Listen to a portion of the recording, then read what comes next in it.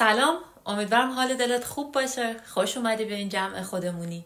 در واقع این جمع خودمونی تشکیل شده از شما و یه تعداد محدودی از افراد دیگه‌ای که من انتخاب کردم به خاطر اینکه دوست داشتم یه مقدار خصوصی تر باهاتون در ارتباط باشم، جدایی از اون فضای عمومی و شلوغ پلوغ اینستاگرامی.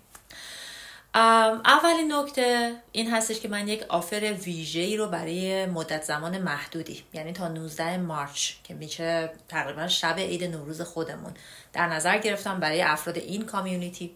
اگر که میخوای از این تخفیف ویژه، از این آفر ویژه برخوردار باشی، لطفاً بعد از اینکه ویدیوم تموم شد متن ایمیلی که برات فرستادم رو خوب بخون و 2-3 تا سوال انتهای ایمیل برات گذاشتم.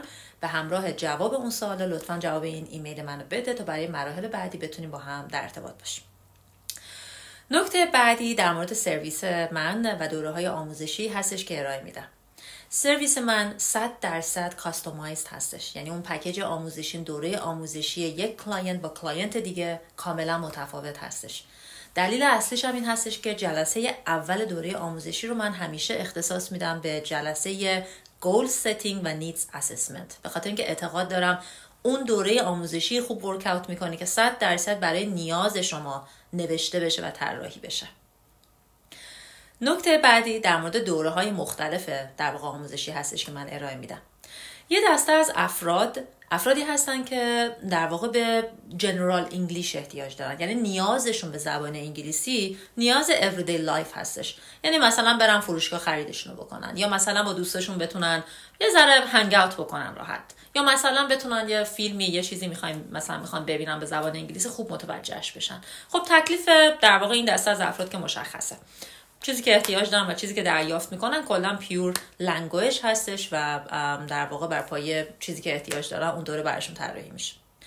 دسته دوم اون دسته از افرادی هستن که شاید انگلیسیشون خیلی هم بد نباشه، ولی وقتی توی یک ستینگ پروفشنال قرار میگیرن، یعنی مثلا توی یک میتینگ قرار میگیرن، یا مثلا توی یک سمینار هستن، یا let's say مثلا توی یک پروفشنال نتورکینگ سشن هستن، ایونت هستن، خیلی خوب نمیتونن خودشون رو اکسپرس کنن. این دسته از افراد اون نالج تکنیکاله رو دارن، یعنی مثلا اگر مهندس هستن، اگر که پزشک هستن، اون نالج، اون آگاهی، اون علم در واقع تکنیکال خودشون رو دارن، ولی متاسفانه اون لنگویج است که نمیذاره خیلی خوب اون چیزی که دارن رو اکسپرس بکنن.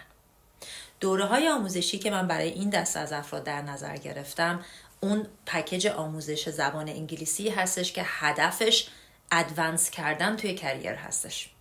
در واقع اسمشون رو گذاشتم English for Professionals.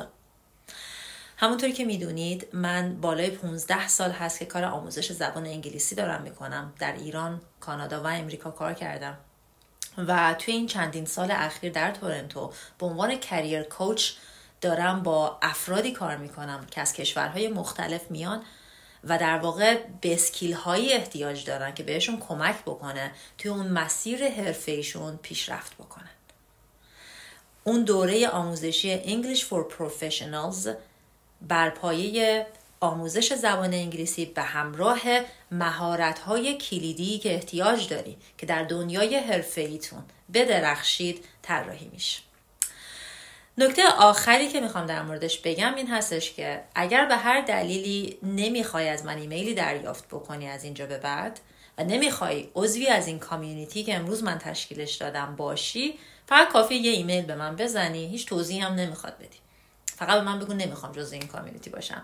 خیلی سریع من اسم تو از توی این ایمیل از توی لیستم پاک میکنم و دیگه ایمیلی هم من دریافت نخواهی کرد. ممنونم. لطفاً ایمیل من رو خوب بخون. اگر که میخوای از اون آفر ویژه برای این دوره‌های آموزشی برخوردار باشی تا قبل از ددلاین به من لطفاً جواب اون ایمیل رو بده. باهات در تماس هستم.